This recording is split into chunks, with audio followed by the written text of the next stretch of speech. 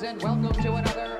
I don't want to waste any time, and we are with Mr. Carmelo Hayes, who's not only him, he's your current #1 contender for the NXT Championship, and also, for those that know, this year he was #2 on the BRP 50 for 2023, up 4 spots from #6 last year. Carmelo Hayes, how are you doing today? Man, I'm still sizzling, bro. Still sizzling. we see. Yeah, If you know. It's been a year, man. It's been a year, and you've been on it, and it's actually been interesting to see you go from such a banner year to now, like, seeing how your character's kind of, twisting and turning. I want to we're ahead of your big Dragunov-Hayes III. Now we already got 2 bangers from you too. I watched back the #1 before watching #2, and I'm wondering how are you guys going to be able to top what you've already been able to do? How's #3 going to be different? I mean, we just got to show up, man. I think that's really been the magic of it all. I mean, we never put expectations. I mean, I don't put expectations. I kind of just go out and just hope, let's just give the people what they're looking for and try to win. And he's the same mindset. Really is different. He's different. So you got to be different to be in there with him too. Mm-hmm. Well, to touch on that, I was telling the guys that I was a little worried going into that match because he's different, right? Yes. Different. And the versatility that you have in both these matches, right?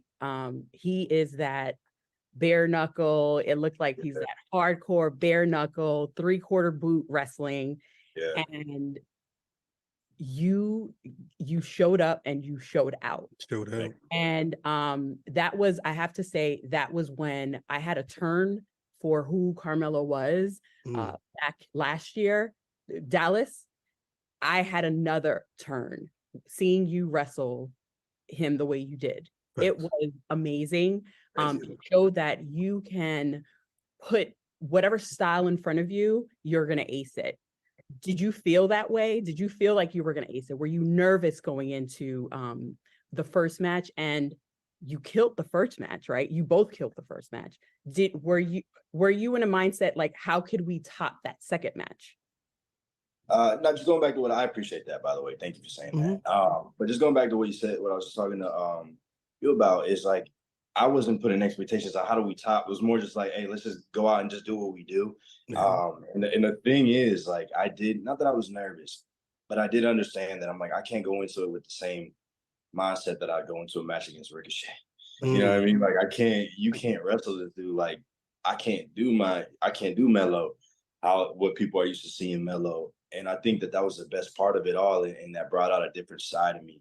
And I didn't realize that people really like seeing that side of me as much, you know what I mean? I just assumed for whatever reason, I'm like, yeah, I'm just gonna do Melo and I'm just gonna da. And it's like, nah, you know what? People want to see you get down and dirty, man. They've been telling me that since day one over here, like, bro, you gotta gritty it up. And I didn't understand what that meant. I was just kind of like, oh, they're like, you're too smooth. I'm like, oh yeah, like, but that's all I know. Right. But getting in the ring with Dragunov, and woke me up. I was like, oh, there's another side of me that I didn't even know I had. And you get whooped for a minute and you just kind of like, you're like, no, hell no. Like, I'm not taking you just wake up, it wakes you up, and now you realize you're in a fight. And it's like, you know what, I'm not doing none of that springboard crap. Like, I'm gonna stand right here in the middle with you and go back and forth with you. We could do it like that, no problem. And I'm like that. That's the thing. Like, people didn't think I was like that, but like, I am. But at the same time, I understand to beat a guy like Dragunov, you're not gonna do that with flashy moves. You gotta fight him, and you gotta hurt him. Yeah, it's not easy to hurt. And you did. I was gonna say, I'm sorry, I like the word you're using. You used to fight, hurt. I saw a tweet that you posted with the fight card, and the only thing you quoted in there or put in your quote tweet was let me get the ice ready now. So it made me wonder, like, the morning after a Dragunov match, like, that's a different world of hurt for you than anything you've had before. Yeah. It's a feeling of like success because you're like, yeah, like we did that. But then it's a feeling of like, Like, damn, it's, I don't know. I get more pleasure out of the fact it's done. Right. But I don't know if I should be saying that, but nah, I can understand. Well, again, I mean, to be again, especially from the second match, we're talking end of the show, not just the weight of people, the expectations of the public, but we're talking about the storyline, which I want to, get into in a second. I think, again, that's what I was saying before. It's kind of the beauty of seeing you in 2023 develop post, Mania season has been, we're on a different journey. I mean, first I want to say justice for Trick Williams. I don't know who did that out there. Justice for Trick, man. We running all the way with it.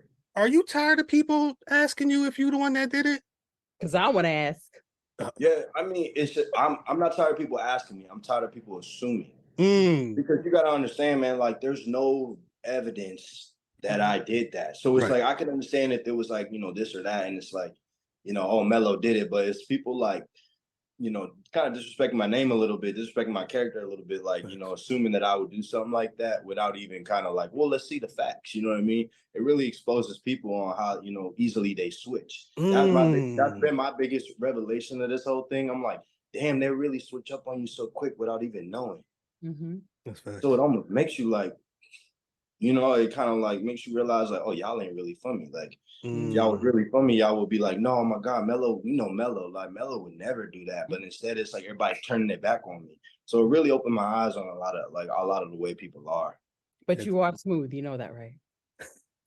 Hey, but you know what I'm saying? Like, I can see you giving me the eye, like, I do.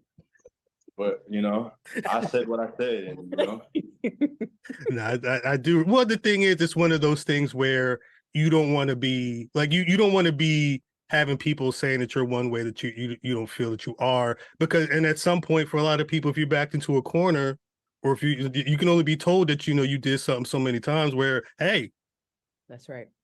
Now what? If you think that's what it is, but it makes. I want to piggyback off of the Trick situation, because before all of the questions about what you've been doing or what you weren't doing has been going on.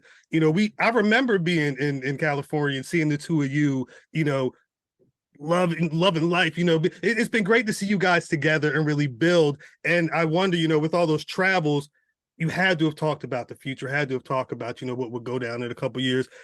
Did you guys ever talk about the inevitable day where the two of you may have to butt heads? And if so, did it look anything like this, or is this something that's coming out of left field? No, I mean, we always talked about like, yo, bro, like you gotta go do your thing. I'm gonna go do my everything. Which played out on TV. It was never like, hey, like screw you. It was never that. Like it didn't even need to be that. Like, why can't we both be successful? Why can't we both succeed? It was never let me get one on you, you get one on. It was never that. So I mean. And it is still that, you know what I mean? That's why I don't understand why people like they were trying to turn us against each other before anything even happened. Right. That was like, that's become like a them thing, and it's not what it is thing. So that's the thing. It's like you're almost trying to manifest it into something that it's not. Which I understand, like it's outside viewers, you know what I mean? People don't know what's really going on inside. Right. But like me and Trick both want to we both want to kill it. There's no, animosity of like who, I'm gonna get one on you, you get one on me. Nah, it's like, yo, why can't we both be successful, man? There's enough for all of us to eat.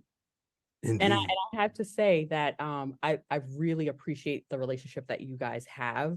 You guys, sometimes when you pair two people together, one always comes off a little bit, one always sucks more out of the other person, and once they break apart, you kind of, it's not balanced.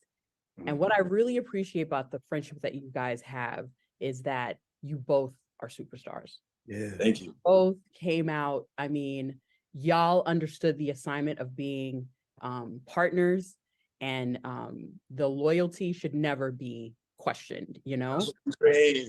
It's right there on the screen. So I apologize. Don't apologize. Like, I understand. I mean, shoot, like it hasn't been revealed or whatnot. So like people can assume what they want, but it's just crazy. Like the switch up was crazy. Yeah. Like, yeah. I mean, I think it's like a lot of things changed quickly, right? Like it went from everybody loving the two of y'all together too. I mean, some people may feel a way about you, whatever, but people that know that when Melo's in the ring, it's time for business. But it's been also, I mean, it was very quick to see those whoop that Trick signs coming up, and to see Trick gain a title, being able to mixing it up with the Judgment Day. Like, have you been keeping track of what Trick's been doing solo, and what are your thoughts on him as a singles competitor? We knew, man. We knew. Mm-hmm. We called that. Like, I knew he just needed to fly. Right. And it's tough, man, because like that's out of our control. Because it was a lot of like, hey, like Melo, like let's get Melo, let's sell Melo, and it's been like that. Just because sometimes it almost like it had to be the right time, had to be the right moment. You know what I mean? Like there's a lot of weight on my shoulders that people don't realize. You know what I mean? As far as like being a kind of brand runner, like Braun, myself, so there was a lot of that, and it just had to be right time, right place, and boom, you know what I mean, and it was right there for him. It's just he just needed the you sometimes just need the shot, and give him a shot, you know what I mean, and that was like boom, and then here we go, you know what I mean, but it's been tough for me to consistently go through the ups and downs of it all. Like I remember the rise; it's great on the rise, and I'm rooting for him all the way up, but there's more to this than just the rise. Like what happens when you fall? What happens when you got rise up? What happens when they kill the momentum? What happens? You know what I mean? There's so much more in store for this story of Trick. So I want him to stay focused on, the bigger picture and not get lost in the kind of excitement of the newness of it all. You know what I'm saying? Right. That's what Sean told me from day one. He's like, man, yeah, it's cool. Yeah, it's cool now.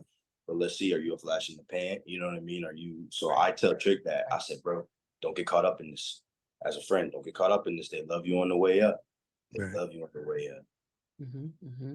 And you've proven not to be a flash in the pan. I've watched from your inception to now, and I've seen the waves, and I've seen the diversification a little, and like seeing your rise to now, from then to now, is kind of a blueprint. Do you it might be a little of a premature question, but do you consider this trajectory of your career a bit of a blueprint for the next up and coming NXT talent? Possibly, because like I couldn't even tell you what I did right. That's the thing. It's like I wish I could tell people how to do what I did, and I couldn't tell you how to do what I did. Like I've been so grateful just to be put in positions to succeed, and I think that is half the battle. Sometimes we have so many talented people at NXT. Sometimes you just got like Trick. Sometimes you gotta be put in position. You know what I mean? But sometimes they can give you the ball, and you can get a first down. You know what I mean? Maybe get 2 first downs, but like you might not always score. But the real winners get the ball and score every time.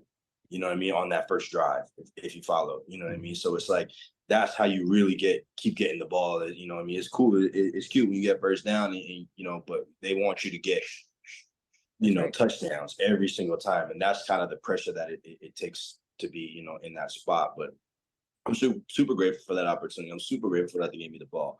And I prove to them every time you give me the ball, I'm gonna score.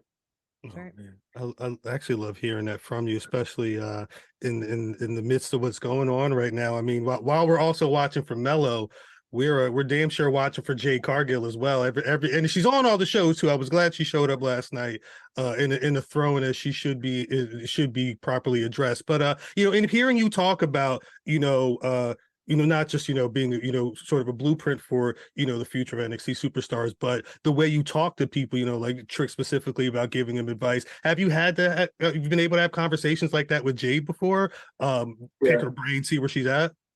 Yeah, I talked to her last night. I talked to her a couple times. She got it. You know what I mean? She's gonna be all right. She's gonna be all right. Like, there's nothing I can tell her that. You know what I'm saying? Like, just don't you know what I'm saying? She got other people too in her ear, so I'm not gonna go and like try and tell her this and that. I have, but like, and she's receptive. Like, don't get me wrong. Jay's not like too good to hear it, but like, I maybe told her 1 or 2 different things, but her where she's at, she's got so much other things to juggle. You know what I'm saying? I can't tell her how to juggle this and juggle that. I can tell her kind of what's what, but It sounded like you said that she ready. Right. Well, so that's not like, I'm not saying that she's not ready or she is ready. No, But more or less I'm saying that where all the stuff she got to juggle and all the microscopic, pressure she has right now, like there's nothing that I can really tell her because her journey is going to be different than mine. Facts. You know what I'm saying? She already got like a super microscope on her. So she got it tough, man. She got it tough. She can make no mistakes. So she's in a tough position. Recently, you not only had John Cena in your corner, but at the end of that NXT show, you had the Undertaker out there as well. I was looking through the behind the scenes pictures of that night earlier. Talk about that night and what it was like to be around, so much pro wrestling, history and legacy and fanfare. Dude, yeah. So like it's crazy in the beginning. I mean, I've been around Taker, I've been around Cena. Like I've been fortunate enough to have like an hour conversation with Undertaker and an hour conversation with Cena, before. So luckily I wasn't unfamiliar with these guys. But just being around them is always cool, man. And you'd be surprised at how chill and laid back they really are. I mean, this was a day off for them. They were kind of just chilling, you know what I mean? They were just happy to, and you could see, man, they were just so happy to be around the youth of it all. Like, it was cool seeing, and the coolest thing, bro, was probably seeing like all of them interact, like Sean and Taker and John and Paul, like just seeing them all just interact. I was just kind of, me and Brown was kind of like, like kids, like just like, this is freaking cool. Right. But again, like, it's business and we was pros and we had to handle it like that. And obviously, we had to let our inner, feeling kind of hold that down for a little bit. But I did at the end. I remember going through the thing and the whole thing with Taker at the end. That wasn't, I didn't know that was going to happen. I was just following him back. I didn't know what the frick to do, man. I'm standing there like Undertaker and we're off air and I'm just kind of following him around like a lost puppy. And then he's telling me, he's like, wait. I'm like, oh shoot. He's like, all right, on 3, turn back. And I'm thinking, I'm like, okay, turn back. All right, back, turn back. All right. When the music drops, the arm, it's like, oh shit. It's like 1, 2, 3, boom. And then he's like, all right, let's go. I was like, I got to the back. That was so freaking cool. He just patted me on the back. It was a cool shot. It was. No, that was one of the first photos of you with your fist in there. Yeah. That was like, that's where I finally let go of all that professionalism and like allow myself to like really take it in. It took me like 3-4 days to really like soak all that in, but that was just amazing. But we gotta do TV next Tuesday, so I let that be where that was and focus on what's next. Nice. And again, I think before we wrap up, what's next is again Halloween Havoc Night 2 next week. Hayes Dragunov 3. One thing people always look for is your gear. I last night got to see Freddy Krueger. I saw Gwen Stacy. I believe we even saw Pinhead. Are you going in with like a Halloween color scheme? Are you referencing like your favorite scary movies? Like, have you thought about your gear at all? Let me tell you, my number one focus is getting the NXT Championship back and surviving Ilja Dragunov. Like, I'm not there to play dress up. I'm not there to do all, you know what I'm saying? I thought about it. I definitely thought about it, but the task is so much bigger than playing a Halloween character. I could have, it just doesn't feel like the right time. Like, I'm going into a fight, I'm not going into a Halloween party. Focus. Love it. No, actually, I actually love hearing that. I think, Mimi, did you have anything else? That was it. We are looking forward to next week. Cool. You're going to be tuned in. We are in your corner. Thank you. So let's go. Let's go. Justice for Trick. Justice for Trick. For real. For sure.